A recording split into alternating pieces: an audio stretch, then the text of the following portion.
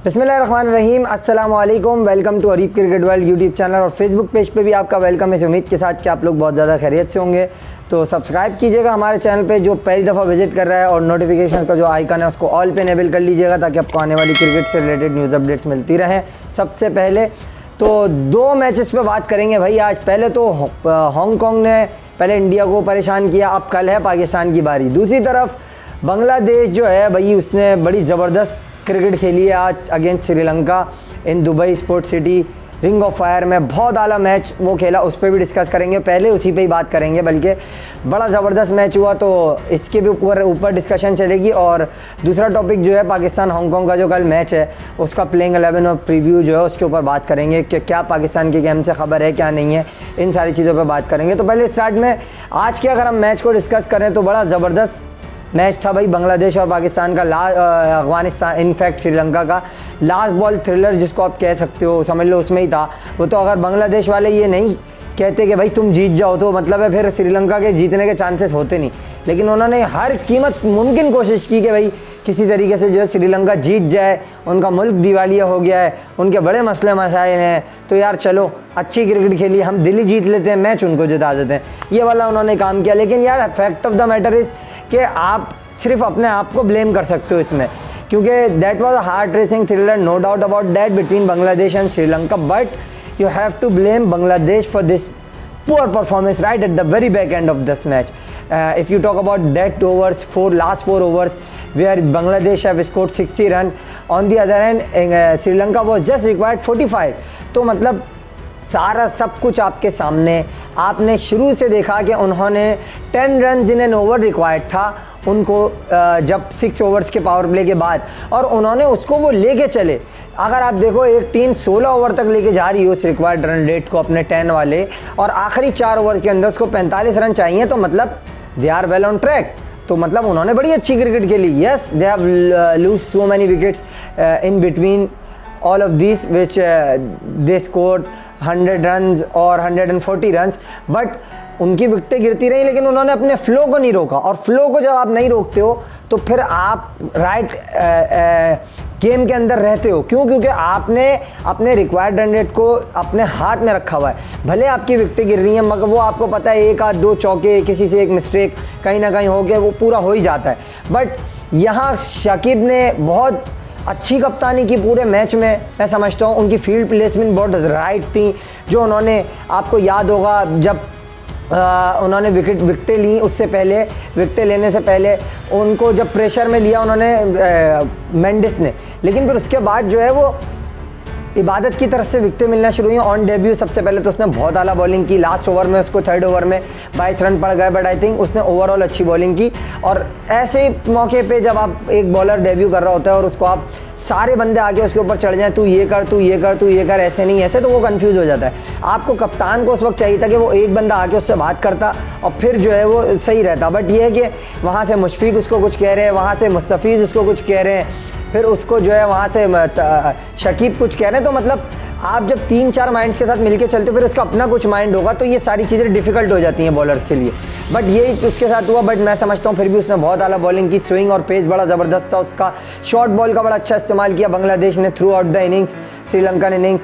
कप्तानी बड़ी आला थी शकीब की, फील्ड प्लेसमेंट, जो शॉर्ट फाइन को कभी ऊपर लाना और कभी नीचे लाना। जब वो पीछे कर रहे थे, जब कैच हो रहा था उधर, शॉर्ट 3rd मैन का फील्डर उन्होंने आगे बुलाया तो वो उन्होंने जो है विकेट ली। तो मतलब ये सारी चीज़ें जो हैं ये श्रीलंका के ख़िलाफ़ जा रही थी जब वो बांग्लादेश ने अच्छी कप्तानी उस वक्त की। बट शकीब ने ट्रिक क्या मिस की, अगर वहाँ मुस्तफ़ीज़ का ओवर बचा लेते आखिर में, या फिर वो क्या नाम है तस्कीन का ओवर बचा लेते, एक इबादत का ओवर कुछ कर लेते, तो मेरे ख्याल में एक मिस कैलकुलेट यहाँ पे कर गए वो। अगर यहाँ पे थोड़ी सी कैलकुलेशन राइट होती तो मेरे ख्याल में इतना मसला होता नहीं। दूसरा मैच जो है भाई, दूसरा जो है बांग्लादेश वो बाहर हो गई है और बांग्लादेश के पास अब खोने के लिए कुछ नहीं था, पहले ही पाने के लिए पूरा जहां था। लेकिन उन्होंने पूरे जहां में से घर को फौकियत दी और वो घर की तरफ रवाना हो गए।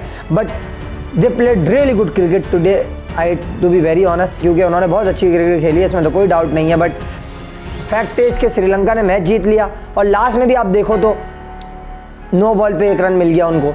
जो 2 रन बनने थे 1 उन्होंने बनाए, फिर 1 रन उनको 9 बॉल का मिल गया। लास्ट जो थी वो भी 9 बॉल निकली। तो मतलब एक्स्ट्रास जो थे वो मरवा गए श्रीलंका वो बांग्लादेश को। तो यही भाई इनकी कहानी थी।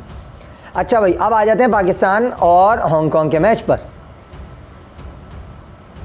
तो भाई पाकिस्तान वर्सेस हांगकांग जो कल मैच खेला जाएगा, उसमें एक तो सबसे पहली चीज़ मैं आपको बताऊं अगर, तो यार पाकिस्तान के लिए हांगकांग का चैलेंज है, जैसे मैंने टाइटल में भी लिखा, Hong Kong can be a big challenge for Pakistan.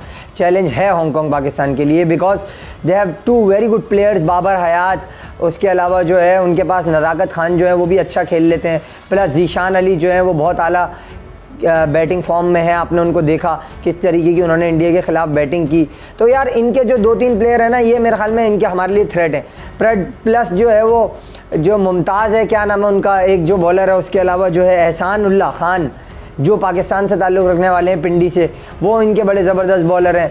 तो मेरे ख्याल में यार इनके पास शुक्ला इनके पास है, वो भी अच्छी स्विंग से बॉल करता है। तो यार इनकी टीम जो है वो बुरी तो नहीं है, मैं सच्ची बात अगर आपको बताऊँ, क्योंकि देखो सारा वक्त इस चीज़ पे लग जाता है हमारा कि हमारी बैटिंग जो है उसमें मिडिल ऑर्डर वीक है। अगर आपके बाबर और रिजवान आउट हो जाते हैं, लेट सपोज अल्लाह ना करे, तो फिर आप क्या करोगे। दूसरी चीज़, प्लेइंग 11 पे मैं पहले बात कर लूँ, लोगों को इसका इंतज़ार रहेगा। तो भाई प्लेइंग 11 सिंपल सी बात है, मेरे हिसाब के मुताबिक इन्होंने कल हसन अली को खिलाना है, और जो है मेरे ख्याल में शायद जो है वो रेस्ट देंगे नसीम शाह को, जितनी मेरी इत्तलात हैं। उसके अलावा जो चेंज मुझे लगता है इनको करना चाहिए, इनको हसनैन को बिल्कुल मैं समझता हूँ यहाँ चांस देना चाहिए, और हारिस को भी थोड़ा रेस्ट दे दें, उनको भी क्रैम्प्स आ रहे थे।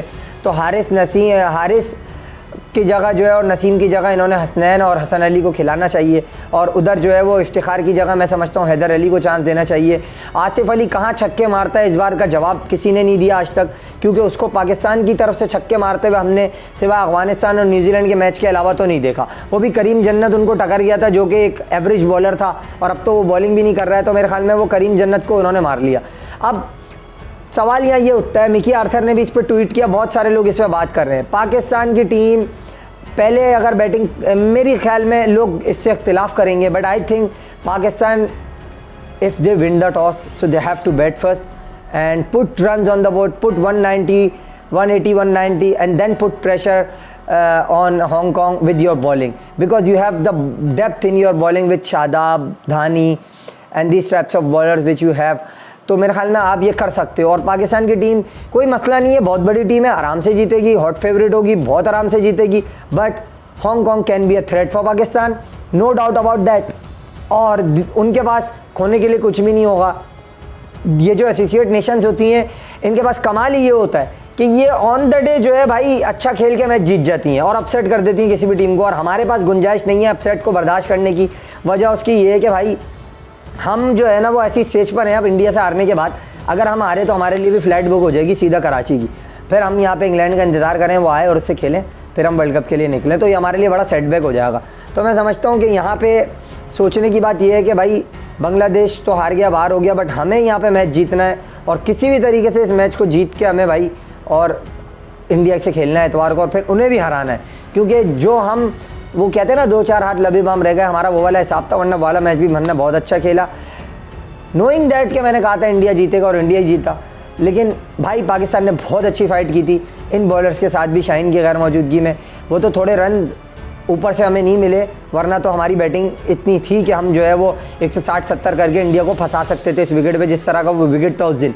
मेरे ख्याल में दुबई में सेकंड हाफ में रन्स करना इतना मुश्किल नहीं है, but I think the kind of bowling which Pakistan have and the kind of opposition which we are playing against, so I think हम ये रिस्क ले सकते हैं यहाँ पे, और थोड़ा सा हम जो है वो बैटिंग फर्स्ट करके भी मैच जीतने की प्रैक्टिस कर लें।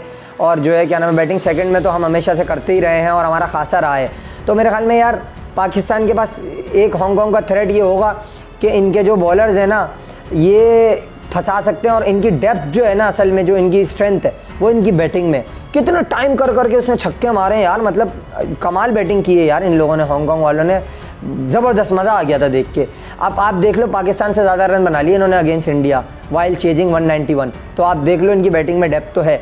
और कहीं अगर पाकिस्तान ने 150-60 कर दिए तो खुदा ना खास्ता अल्लाह ना करे ऐसा हो कि ये चेस वेज ना कर जाए, फिर बड़ी मुसीबत हो जाएगी। तो पाकिस्तान के लिए भाई सीधी बात है, अपने इन लोगों को जो है इस मिथ से बाहर आना पड़ेगा कि हसन तू मेरा दोस्त है चल तू खेल ले, हैदर तू मेरे को पसंद नहीं है, तू बाहर बैठ जा, भाई ये सारी आपको तोड़ना पड़ेंगी और रिजवान और बाबर के कॉम्बिनेशन से हमें बाहर निकलना पड़ेगा। मेरा नहीं ख्याल ये कॉम्बिनेशन ऑस्ट्रेलिया में चलेगा। आप सब कह सकते हो कि यार रिजवान का बड़ा अच्छा रिकॉर्ड है, इनके पार्टनरशिप्स में बड़े रन हैं, मगर आपको जो है ना रियलिस्टिक होना पड़ेगा इन सारी चीज़ों में और रियलिस्टिक सोचना पड़ेगा कि ऑस्ट्रेलिया में बिगर बाउंड्रीज़ हैं और वहाँ पे आपको इतना आसान क्रिकेट खेलने को मिलेगी नहीं कि आप आराम से जीत जाओ। तो भाई मैं समझता हूँ कि पाकिस्तान को ये सोचना चाहिए कि फ़खर को हमें ऊपर करना पड़ेगा और लोग भी इस पर बातें करना शुरू हो चुके हैं अब, और रिजवान को अपने स्ट्राइक रेट पे फोकस करना पड़ेगा और आधे से ज़्यादा रन उन्होंने जो कीपिंग में दिए थे उसको भी उनको देखना पड़ेगा, क्योंकि अगर वो रन्स नहीं करेंगे प्लस कीपिंग में भी मिस करेंगे तो फिर हमें दूसरे ऑप्शंस की तरफ मुड़ के देखना पड़ेगा। और हैदर अली एक एसिड है, मिडिल ऑर्डर हमारी वीक है, मेरे ख्याल में हैदर अली को खिलाना चाहिए। आई नो कि ऐसा नहीं होगा बट आई थिंक उनको खिलाना बहुत ज़रूरी है और वो एक ऐसा प्लेयर है जो आपको एम्पैथस प्रोवाइड कर सकता है right in the middle of the innings कि वो क्विक फायर रन्स भी कर सकता है, वरना रिजवान और बाबर का तो एक ही स्टाइल ऑफ प्ले है। फ़खर कहीं फ्लॉप होगा तो बड़ी मुसीबत हो जाएगी। ये आज की कहानी थी, पसंद आई हो वीडियो लाइक शेयर करके चैनल को सब्सक्राइब कीजिएगा, नोटिफिकेशन कॉल पे क्लिक कीजिएगा। Till we meet again in the next video, it's goodbye from all of us.